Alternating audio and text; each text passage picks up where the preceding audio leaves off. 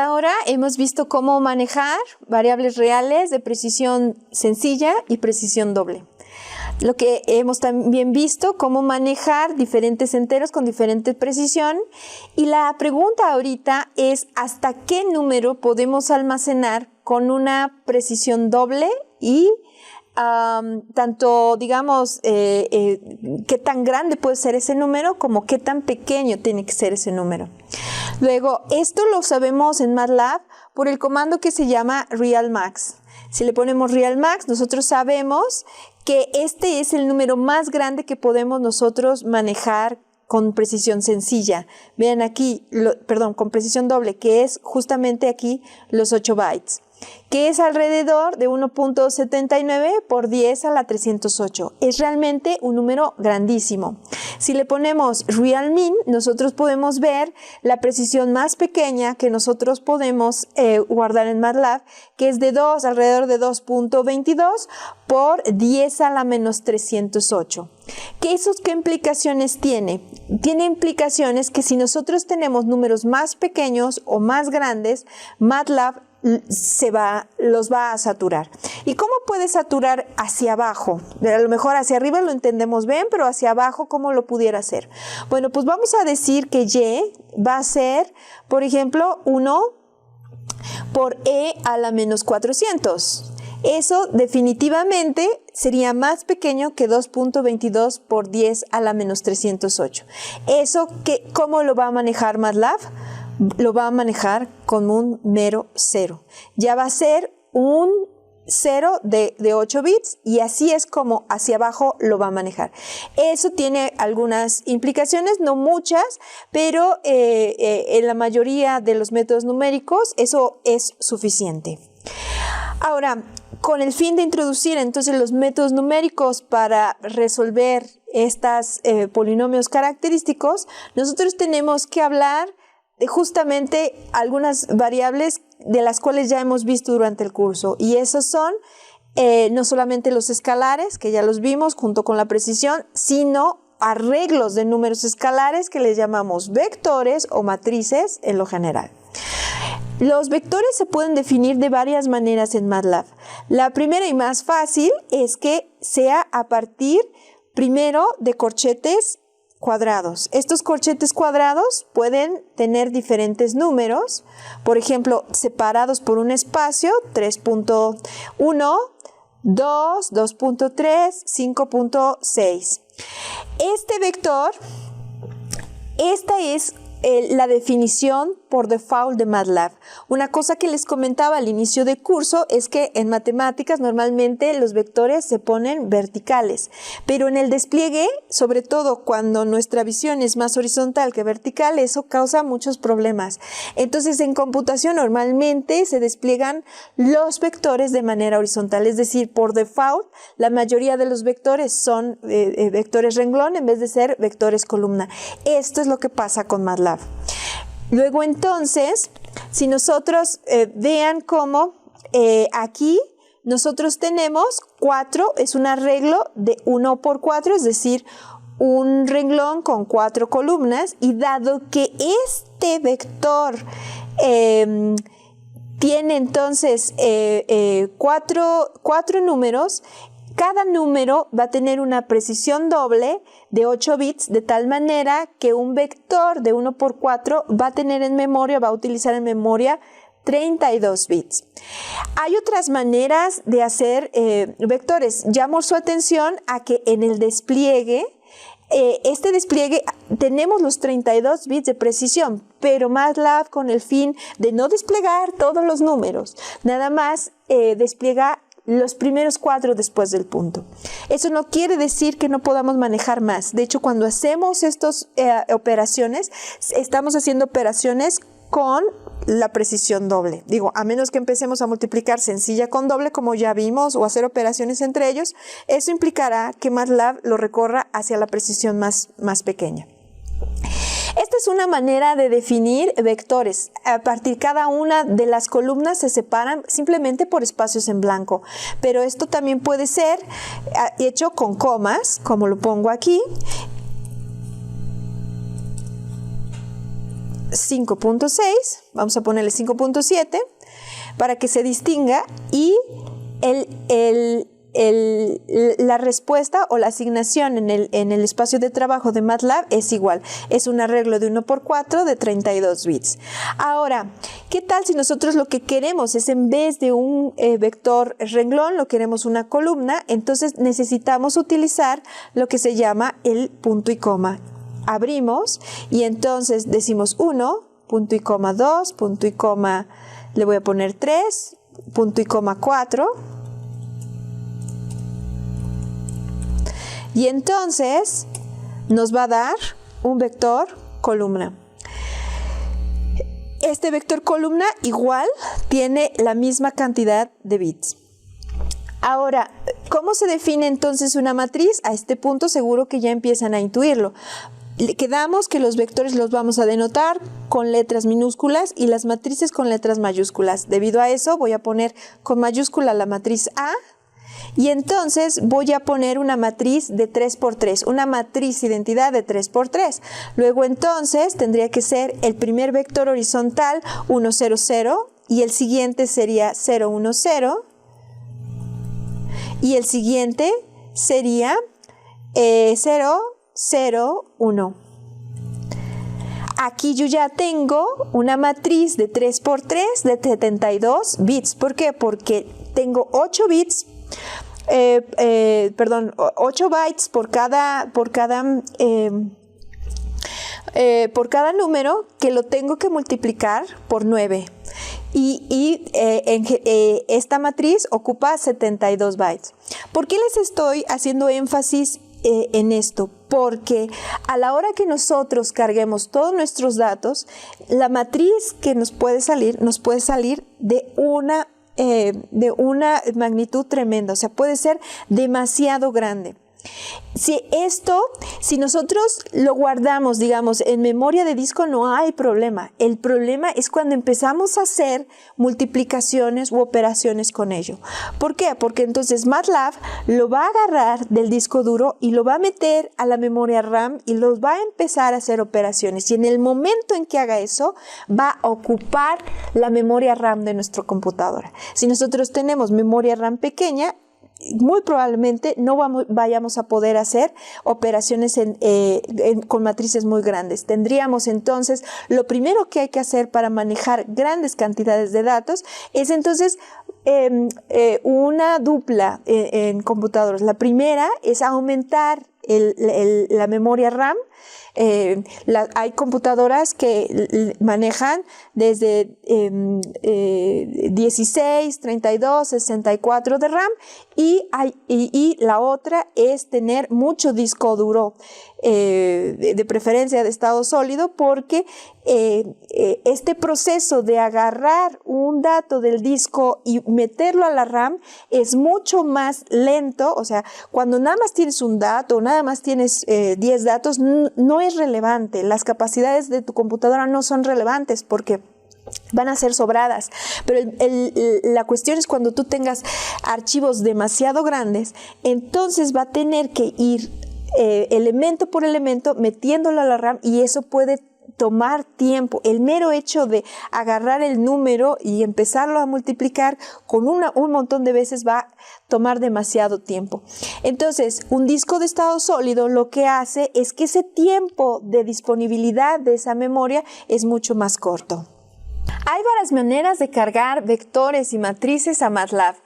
Unas pueden ser definidas por el usuario y otra a través de archivos. Ahorita vamos a ver cómo cargarlos a partir del usuario o de la ventana de comandos. Esto puede ser utilizando diferentes palabras reservadas en MATLAB. La primera es la de el comando once, que en este caso, por ejemplo, me daría una matriz de 2×2, llenas de ceros, llenas de unos. Luego está también, por ejemplo, el comando ceros, que en este caso me daría una matriz de puros ceros de 2 por 2. Sin embargo, tanto en el comando ones como en el comando ceros, están generándome matrices cuadradas. Es decir, si yo quisiera una matriz de 10 por 10, vamos a darlo, por ejemplo, ceros de 10 por 10.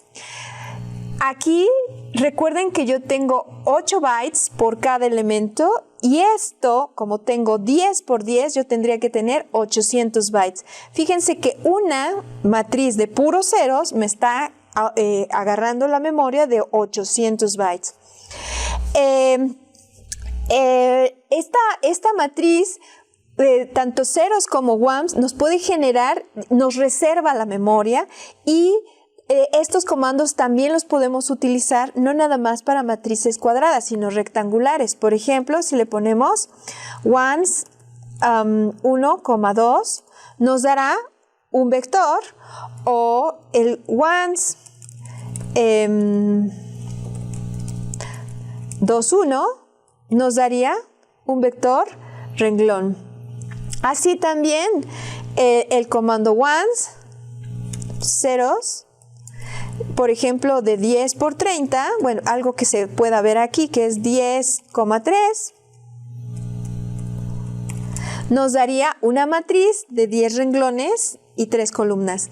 El primero sería el número de renglones y el segundo sería el número de columnas.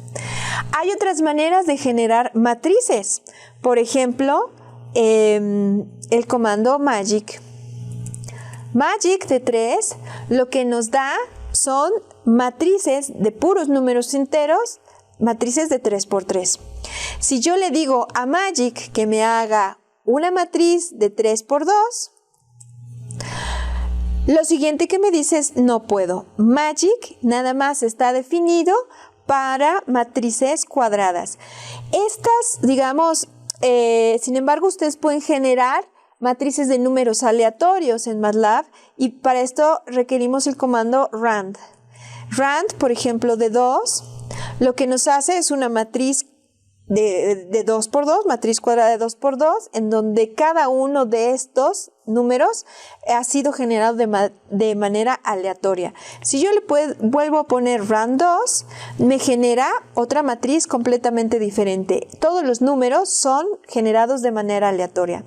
Yo puedo, vean cómo cuando yo pongo ceros 10, quedamos que la memoria nos reserva 800 bytes. Y si yo le pongo rand 10, lo único que cambia son las entradas de cada uno, pero la memoria reservada es la misma.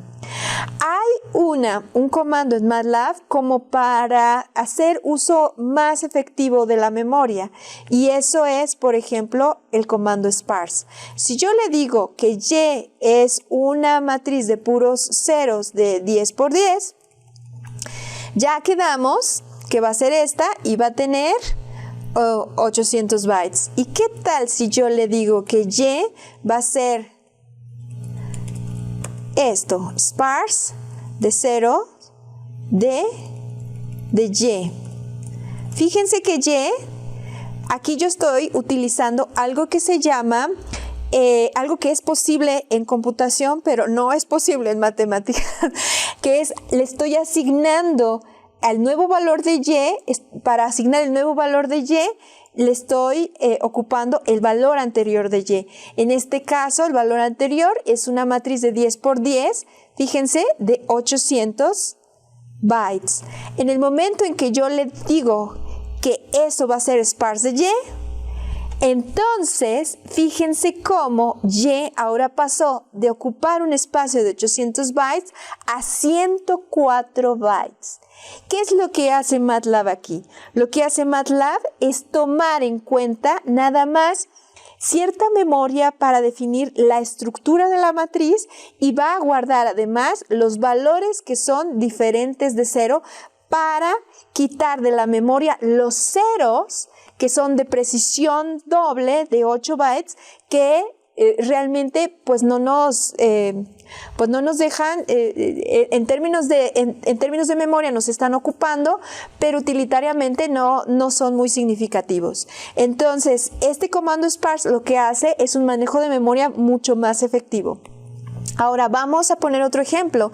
Vamos a poner que X es entonces lo que yo voy a llamar I, que es básicamente lo que nosotros llamamos la matriz identidad. Aprovecho entonces lo que acaba de pasar. Lo que acaba de pasar es que yo, al tardarme en dar el argumento a MATLAB, me está sugiriendo los argumentos y me dice, ¿sabes qué? Tú me puedes poner simplemente algo vacío, tú me puedes poner un solo número y en ese caso yo te voy a dar una matriz cuadrada, y si es así, pues te puedo dar una matriz rectangular de n por m, entre otras más. Vamos a ver, en este caso, el I sin argumento lo que nos da es el número 1. I pretende ser un neutro multiplicativo muy especial. X, entonces, si le pongo xi de 10 por 10, en este caso, fíjense cómo me va a dar la matriz identidad de 10 por 10. Ahora, fíjense, hace ratito aplicamos el comando sparse en una matriz de puros ceros y tenía de espacio 104. Voy entonces ahora a ocupar el comando sparse sobre X mismo para ver de qué tamaño es el arreglo. En este caso, el arreglo ya aumentó. Ahora necesita 248 bytes en vez de 104. Pero esa es una manera muy útil de estar manejando la memoria, sobre todo de la RAM, que en muchos casos pues es limitada. Entonces nos genera matrices identidades. Pero en el caso de que nosotros queramos una matriz rectangular, ¿qué es lo que vamos a obtener? Si yo le doy I de 2 por 3, lo que voy a tener es una matriz muy particular. Esta matriz va a estar primero definida como una matriz identidad de 2 por 2 y después una columna de ceros. Si yo le pongo, por ejemplo, I de 10,20, algo que se vea, de 5,10, entonces lo que me va a dar va a ser una matriz de 5 por 5, una identidad de 5 por 5, más otra matriz de puros ceros. Hay otra, esto lo podemos llevar, digamos, a matrices más grandes. Por ejemplo, nosotros podemos hacer operaciones entre matrices. Vamos a ver la matriz X es una matriz de 10 por 10 y Y también es una matriz de 10 por 10. Entonces vamos a sumar una matriz X más una y entonces vean que ahora la suma es de tipo, fíjense cómo de hecho, esta matriz no es una matriz completamente llena. ¿Por qué? Porque ambas, tanto X como Y, es algo sparse, es decir, con un manejo de memoria óptimo, así que la suma también tiene que tener ese manejo de memoria. Vamos a ver entonces qué da, por ejemplo, si yo defino una matriz random de 10 por 10, y a eso le asigno a una variable b, y entonces yo trato de sumar X y esta variable que le llamo llamar B. Fíjense cómo B tiene 800 bytes y X es del tipo sparse, pero la suma necesariamente la tiene que poner en doble precisión y nos genera los 800 bytes. Es decir, una vez más, mientras que cuando teníamos precisión simple y sencilla, lo que hacía era que nos rasuraba lo sencillo, ahora cuando nosotros tenemos matrices de tipo sparse y matrices de tipo doble, lo que hace es aumentarlo hacia doble. Estas consideraciones las tenemos que tomar en cuenta si nosotros estamos haciendo una programación que optimice la memoria. Ya vimos cómo sumar matrices. Vamos a aprender cómo sumar vectores. Vamos a suponer que nosotros tenemos un vector que le voy a llamar el 2,3,4 y el vector D que lo voy a definir como 2, punto y coma 3, punto y coma 4. Podré sumar directamente C más D. Entonces, fíjense que MATLAB sí hace la suma, pero eso no quiere decir que la suma entre ese vector renglón y ese vector columna esté definida. Nosotros hemos visto que para sumar dos vectores los tendríamos que sumar término a término, que sería el primer término con el segundo, el primer término de uno con el primer término del segundo, el segundo término del primero con el segundo término del segundo y así sucesivamente. ¿Qué es lo que hace MATLAB aquí? Lo que hace es calcular todas las combinaciones de los vectores. Uno tiene que tener cuidado porque hay cosas en matemáticas como por ejemplo sumas o multiplicación de vectores o suma o multiplicación de matrices que no están definidos en matemáticas, pero que MATLAB y que algunos programas de computación sí están definidos, pero están definidos de diferente manera. En este caso, si ustedes en MATLAB directamente están sumando vectores, lo que va a hacer MATLAB es como una combinación de todas las posibles sumas de todos los elementos. Por ejemplo, aquí la suma de 2 con 2 da 4, la suma de 2 con 3 da 5, la suma de 2 con 4 da 6 y así sucesivamente para todas las entradas. Es decir, la suma ahora ya no es de vectores, ya no da un vector, sino una matriz. Uno tiene que tener cuidado cuando hace esto, porque si no te das cuenta de eso, puedes estar arrastrando un error y tú creyendo que es un vector, pero realmente lo que es una matriz. Para esto es necesario es muy buena costumbre estar monitoreando las variables de tal manera, y para esto es el workspace, de tal manera que puedes detectar nada más con la dimensión que tu línea de código está incorrecta. Vamos entonces ahora sí a hacer la suma que es tal cual está definida y para ello necesitamos otra operación, la de transposición. La de transposición en MATLAB se puede hacer de dos diferentes maneras. La primera es simplemente poniéndola una comilla al vector. En este caso C era un vector renglón y entonces yo le voy a poner C comita y entonces ese sí es un vector columna. Ahora sí yo puedo decir que sume C comita más D y ahora sí el resultado sí es un vector, no una matriz. Cuando hay discrepancia, entonces lo que hace MATLAB es simplemente sumar todas las combinaciones. Eso puede ser ventaja o si no lo sabes, pues desventaja porque puedes inducir un error en tu programa. Esto también se puede hacer, esta transposición se puede hacer con la transposición de matrices. Veamos, por ejemplo, la matriz B. Si yo le doy B, Enter, recuerden que habíamos hecho una matriz de números aleatorios de 10 por 10. Ahora vamos a transponerla y ahora, si lo alcanzan a ver, por ejemplo, este valor, el punto 8759, ahora se encuentra aquí. Hemos transpuesto, vamos a verlo un poquito más claro, con una matriz más chiquita. Por ejemplo, vamos a crear una B que sea el random de 3 por 3 y después vamos a calcular la transpuesta y ahora sí, vean cómo los elementos de la diagonal no se ven alterados después de la transposición y lo único que cambia son los elementos fuera de la diagonal. Aquí estaba 3012, punto 3012, ahora está aquí. Aquí estaba punto 5870 y ahora está aquí. Y así sucesivamente. Este renglón se volvió columna, este renglón se volvió columna y este renglón se volvió columna. Este es B transpuesta.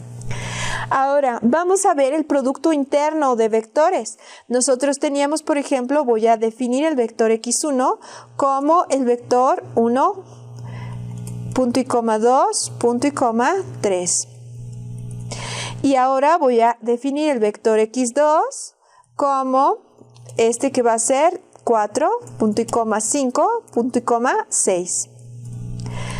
Luego entonces podemos estar, sumando, como ya lo vimos, pero podemos hacer el producto interno. El producto interno necesariamente era escalar, lo que implicaba transponer el primer renglón.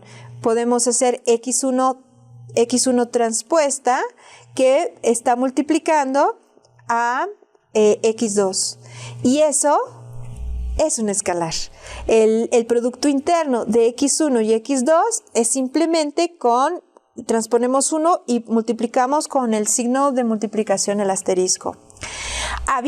Vimos un producto externo en donde el resultado era una matriz. En este caso el producto era de un vector renglón con un vector, un vector columna con un vector renglón. En este caso tendría que ser x1 por x2 transpuesta y el resultado es esta matriz.